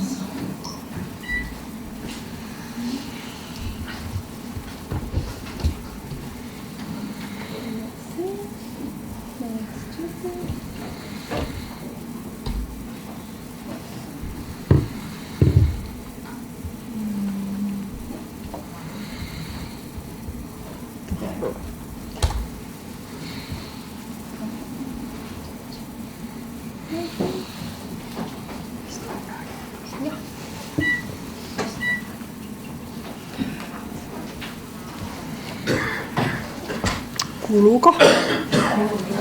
Laitetaanko vähän niin takaisin? Ei pitää vähän päällä. Ja. Joko? Joo. Våra päivipuokkaja. Mulle on unihaneristen Rauna. Tänne on tulkkausta, niin hyvää päivää kaikille, että on Risten Rauna Makka ja tulee tuolta tällä hetkellä Inaista päin, mutta olen tämmöinen jutava saamelainen, että asun vähän joka puolella. Ja otsikoksi oli annettu Sami Sosterin toiminta vammaisasioiden eteenpäin viemiseksi. Ja miksi Sami Soster? Mikä tämä on? Sami Soster perustettiin noin 20 vuotta sitten, ensi vuonna meillä on 20-vuotisjuhlavuosi. Ja tälle yhdistykselle oli tarve, oli tilaus.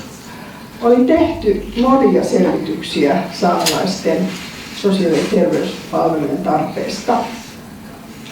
Ja aina kaikissa oli sama tulos, tarvetta on. Ja Viveka tuossa sanoikin, että istuimme 10 vuotta sitten, mutta siitä on 20 vuotta. Kun istuimme työryhmässä ja Elsa oli meillä sihteerillä. Ja yksi esitys oli, että tarvitaan oma järjestö. Ja Ja tuolloista tarvittiin sitä konkreettista asioiden edistäjää ja kehittäjää ja siitä lähdettiin liikkeelle. Ja meillähän on valtakunnallinen yhdistys, jossa sääntöjen mukaan tehtävänä on valvoa, ylläpitää ja edistää saamelaisten asemaa ja oikeuksia ja hyvinvointia alkuperäiskansana, sosiaali- ja terveysalalla sekä hyvinvoinnin ja saamelaiskulttuurin aloilla kansallisissa ja kansainvälisissä yhteyksissä. Ja meidän yhdistyksen kielet on saame ja suomi. Meidän yhdistyksen sääntöjä muutettiin tänä vuonna. Siinä oli montakin syytä. Oli tietenkin tämä iso rahapeli, näiden yhdistyminen. Toinen oli sitten nämä saamelaiskäräjien vaalit, jotka vaikutti siihen, että meidän säännöt muutettiin ja meidän jäseneksi pääsee saamelainen, joka on määritelty saamelaisvaltuuskunta-asetuksessa, jossa on se kieliperusteinen, ei saamelaiskäräjälaissa. Ja me haluamme pitää tämän järjestön saamelaisena järjestönä.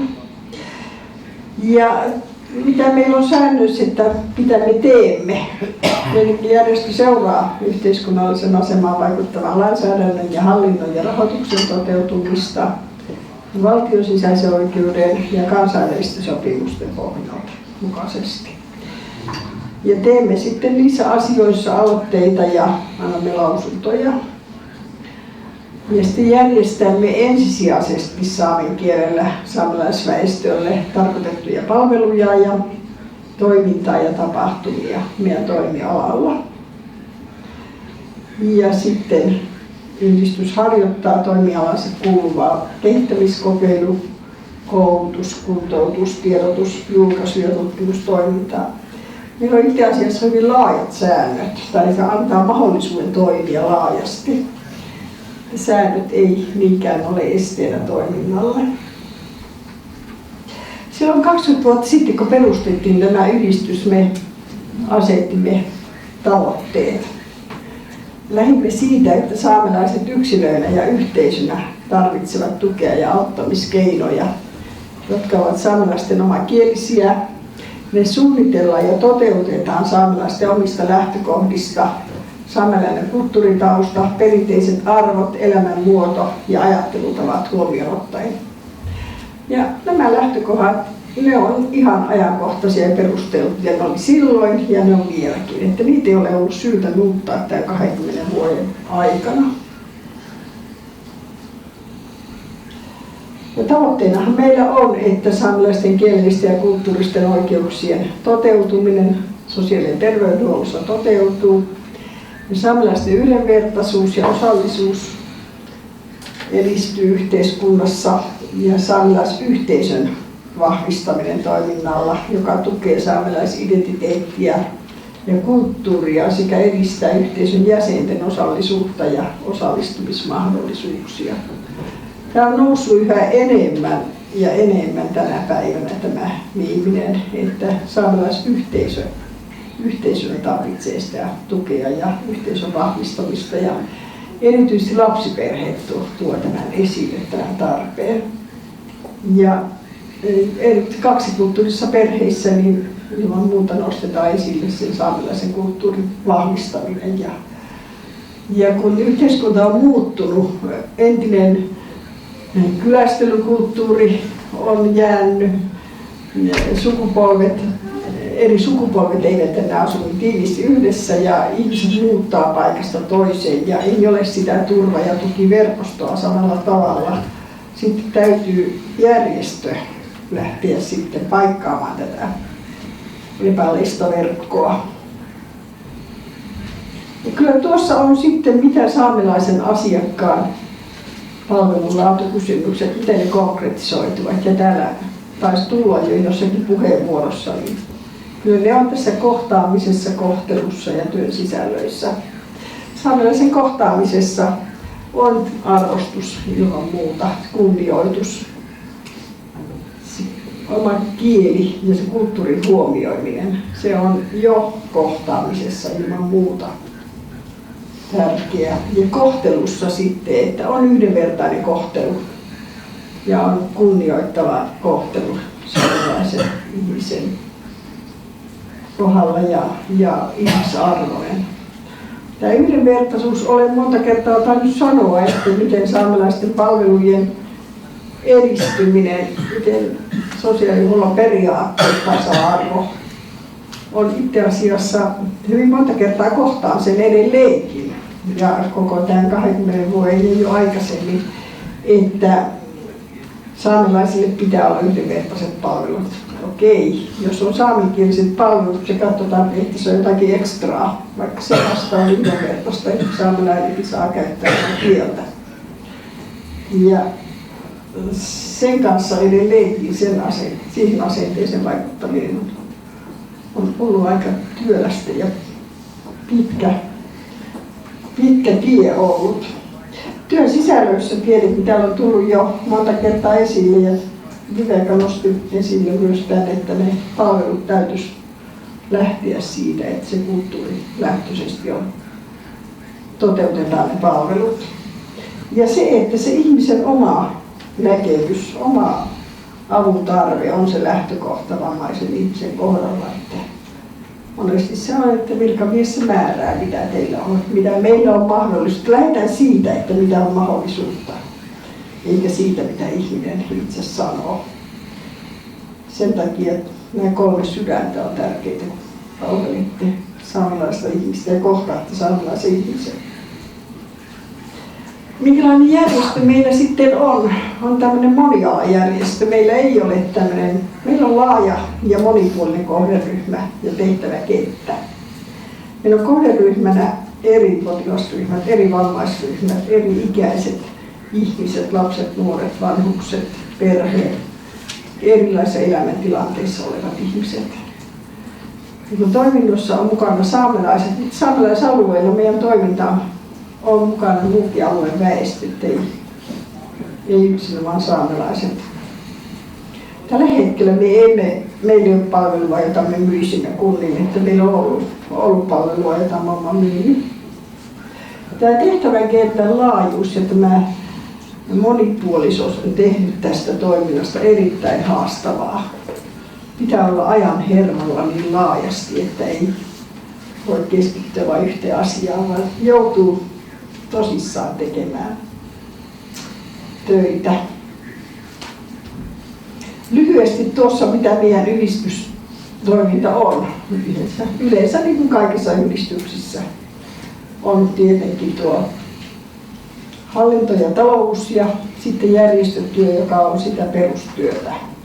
Joka on itse asiassa se työ, mitä järjestöissä ei niinkään nähdä ulospäin. Että se on sitä edunvalvontaa ja vaikuttamista, asiantuntijuutta, osallisuuden edistämistä, vertaistukea ja laajaa sidosryhmätoimintaa ja meillä tietenkin myös raja-alueyhteistyö.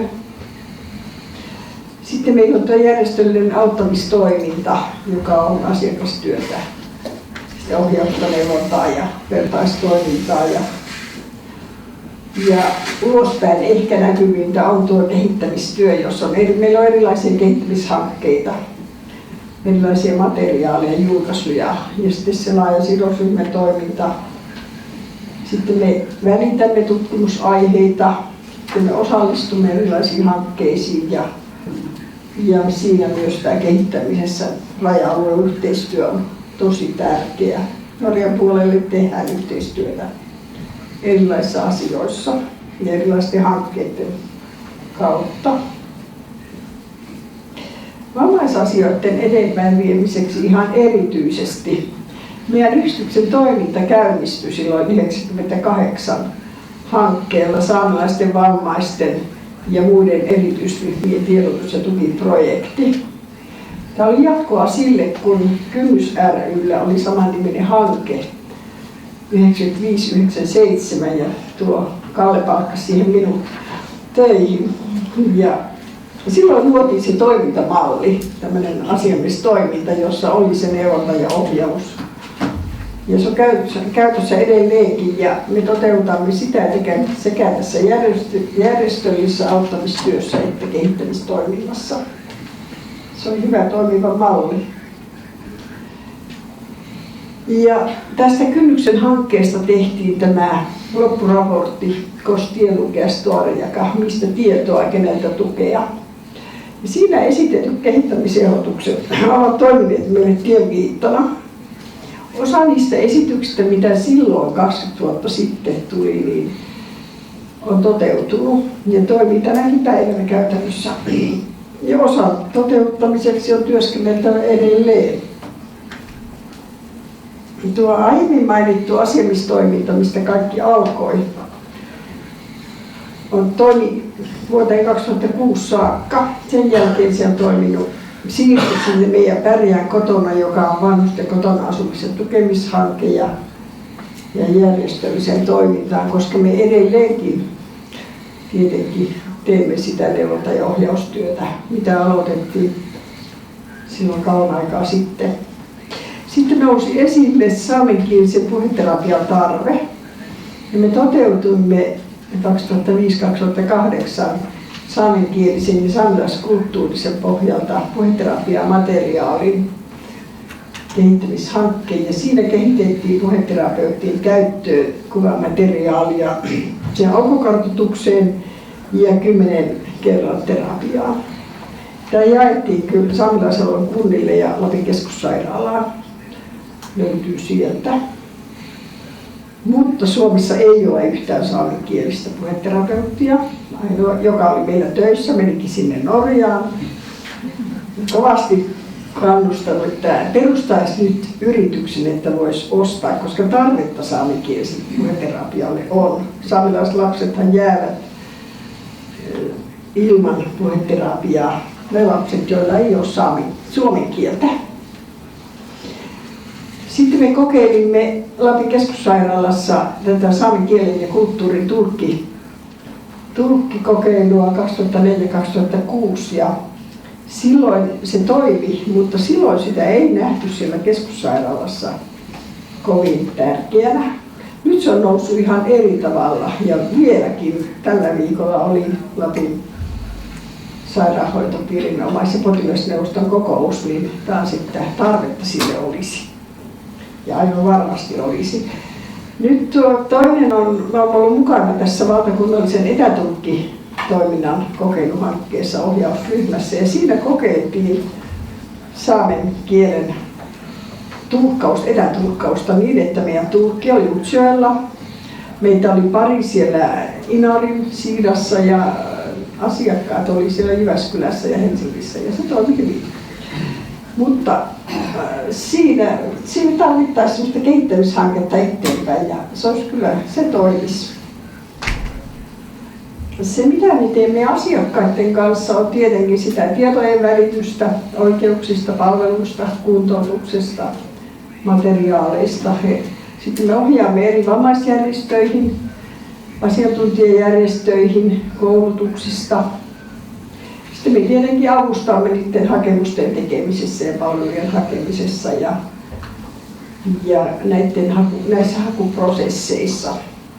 Ja ohjaamme taas sitten, mistä voisi asiantuntija-apua saada. Kuntoutuslaitoksen tai Lapin kuntoutuksen kanssa nyt lähinnä tehdään yhteistyötä kovastikin. Se mikä on noussut esille on noussut tämä, että saamelaisia palveluja on vähän ja satunnaisesti. Sitä on tietenkin silloin, jos sattuu se saamenkielinen ihminen sinne sen palvelujen toiselle puolen pöytään. Puheterapia ei ole saatavilla. Tämä puheen seurannan ne saamenkielisille lapsille ne tehdään suomeksi. Se ei välttämättä anna oikeaa tulosta, että vanhempien on arvioitava, mikä tilanne on. Viime keväänä neuvolassa tehtiin saamenkielisen lapselle englanniksi, kun terveydenhoitaja ei osannut suomea. Niin sitten tulee näitä ylilyöntejä. Musiikkiterapia, joka olisi auttanut, mutta Kelan kriteerien mukaan tällä ei ole sitä koulutusta, että Kela voisi maksaa, niin tätä ei ole Suomessa nyt mahdollista ollenkaan. Kuntoutus on yksi. Nyt esimerkiksi Kela maksaa ensi vuonna saamenkielistä kuntoutusta tuki- ja liikuntaelinoireisille, työelämässä oleville ja sitten työelämässä poissa oleville. Tosiasiassa se on niin, että kun sinne sitten se ryhmä on valittu ja menee ja ilmoittaa, että saameksi, niin Kela velvoittaa Lapin kuntoutusta, että pitää tilata tulkkikeskuksesta tulkki silloin, kun sitä tarvitaan. No, ne soittaa tulkkikeskuksen. Suomessa ei ole saamenkielen tulkkikeskusta ja lähimmässä tulkkikeskuksessa Oulussa ei ole saamenkielen tulkkia. Joten tämä ei toimi. Tämä Kela on mennyt minusta, se on mennyt monta askelta taaksepäin saamenkielisissä palveluissa ja kuntoutuksessa ihan erityisesti. Vaikka ne rahoittaakin näitä kuntoutuskursseja, niin sittenkään ei toimi saameksi, koska se pitää tulkkikeskuksesta ottaa ja siellä ei ole tulkkeja, niin siellä ei ole sitten ollenkaan sitä saamenkielistä ihmistä. Viimeksi kun oli monisairaiden kuntoutuskurssi, niin meidän työntekijä meni viikoksi, koska se ei toiminut muuten, niin saamisoste tuli siihen mukaan niin, että joku sinne on mentävä. Että ihmiset pystyisivät saamaan sen avun, että tulevat itse ymmärretyksi ja ymmärtävät, mitä siellä sanotaan.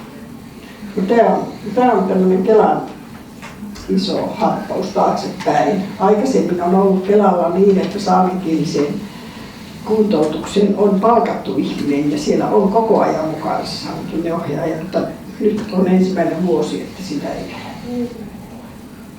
Kuulotutkimus on yksi, joka on tullut vastaan, että kun varsinkin näissä, joissa kun huono kuulo, niin ei ymmärrä sitä suomeksi.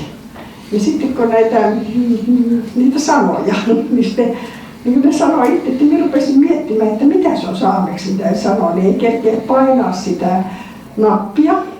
Ja sitten tulee nolla. Tulee niin, että ihminen ei kuule enää mitään. Sitten katsotaan, että se kuulee mitään, niin sitten otetaan kuulokojetta. Eli näitä tämmöisiä, jotka liittyy siihen, että ei ole sitä kieltä. Ja tämä on yksi, joka itse asiassa pitäisi olla saameksi, tämä kuulotutkimus. Apuvälineiden soveltavuus, apuvälineohjaus on yksi, joka ontuu. Ja se on varmasti asia, johon pitää kiinnittää huomiota. Kalliit apuvälineet voi olla käyttämättä, kun niitä ei osata käyttää. Ja se on asia, jonka kanssa saa vuodesta toiseen sanoa, että se ei lähde siitä vielä ainakaan kovin paljon liikkeelle. Katsotaan nyt, kun se siirtyy Kelaan. Mutta siinä on yksi tämä apuväline.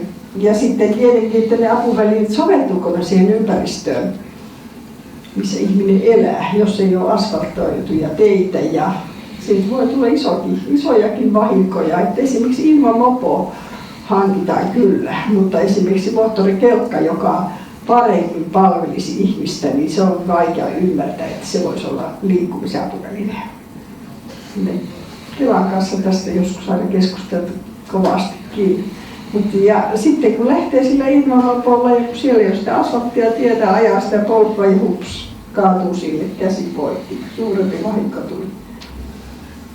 Ja kaiken kaikkiaan tuo kulttuurin huomioiminen palveluissa niin on sillä lailla heikkoa.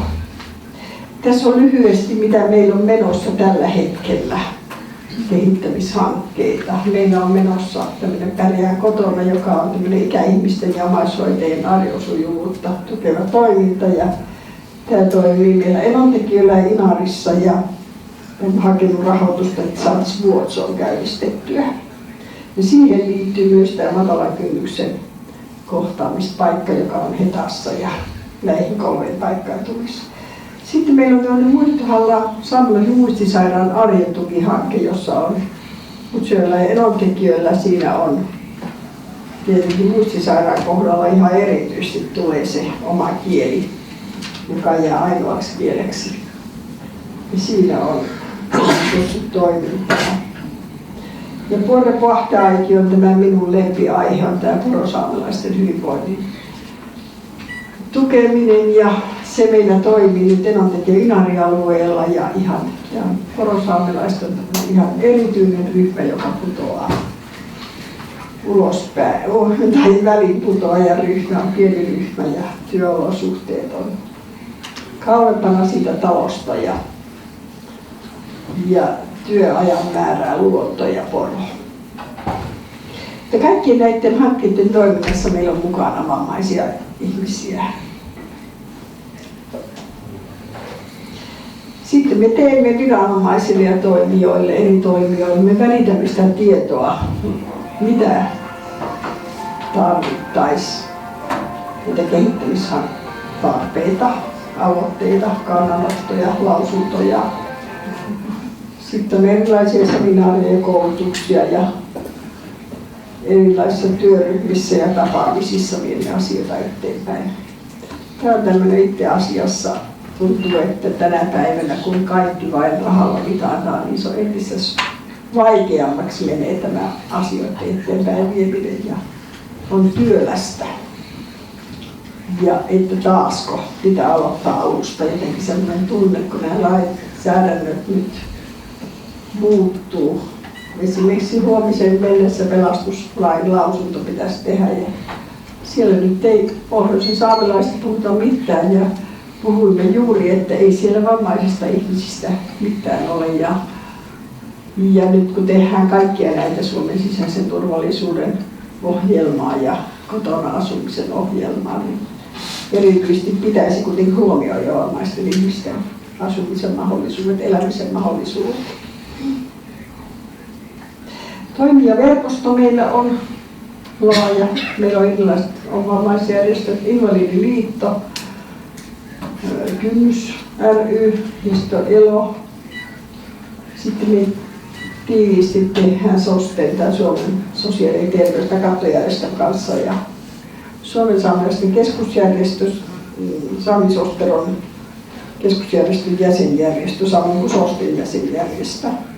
Saamelaiskäräjien kanssa meillä on moniakin asioita nyt sitten yhdessä menossa eteenpäin. Sitten on nuo eri sote-järjestöt. Tuo Suomen muistiasiantuntijat on nyt näistä muistiasioissa ja Lapin muistiyhdistys ja Vanhustyön keskusliitto. Me olemme mukana tästä eloisa ikäohjelmassa ja siinä tiiviisti mukana. Astma- ja allergialiitto. Tässä on saamikielisiä esitteitä meillä mietitty, että minkälaisia näitä tiedotusmateriaalia saamisen käännettäisiin. Rikosuhripäivystys on ollut meillä, mutta siirtynyt sitten ihan sinne palkattiin Ivaloon oma työntekijä. Ja sitten Lapin liitolla on järjestöneuvottelukunta ja siinä Saamisosteron jäsenenä. Saamelaisuuden kunnat ja seurakunnat on tietenkin se, joiden kanssa tiiviisti tehdään yhteistyötä eri kehittämishankkeissa. Meillä tehdään hankesuunnitelmat ja lähtökohtaisesti yhdessä. Ja mulla on se kokemus, että ne, joita on yhdessä mietitty ja tehty, niin ne jää elämään. Että ne jää vähäksi aikaa vain, jos se hanke on tehty ihan ulkopuolella. Oulun hiippakunnan toimijakapitulin kanssa meillä on kirjallinen yhteistyösopimus ja siinä on erilaisia niin saamenkielisten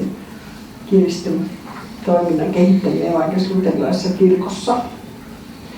Saamelaisella koulutuskeskus on ilman muuta se, jota me hyödynnämme, että kaikissa näissä koulutuksissa, koska se on valtiolaitos ja laissa määrätty tehtävä on saamen kielen ja kulttuuriopettaminen ja sitten siellä on myös lähihoitajakoulutus ja siinä me olemme kyllä hyödynnämme ja puolin ja toisin.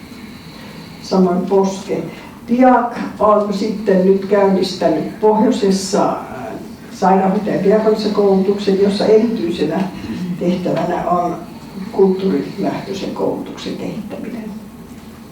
Ja Lapin kuntoutuksen kanssa tämän kuntoutusasioiden kehittäminen. Sitten on tietenkin saamelaisneuvosto, jonka saamelaisten keskusjärjestön kautta olemme tiiviisti mukana ja sitten eri pohjoismaiset toimijat. Kiitoksia. Tämmöistä.